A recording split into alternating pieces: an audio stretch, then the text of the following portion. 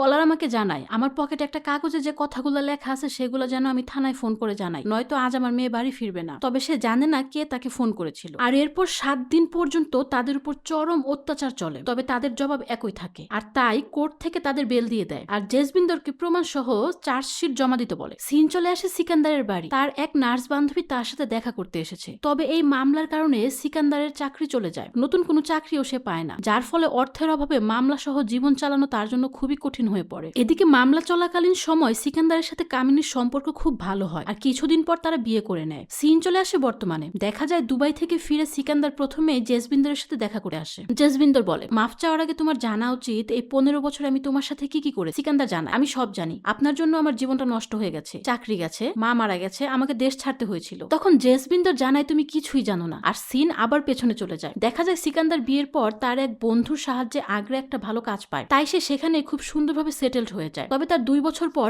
ROP number 1 সিকান্দারকে phone করে জানায়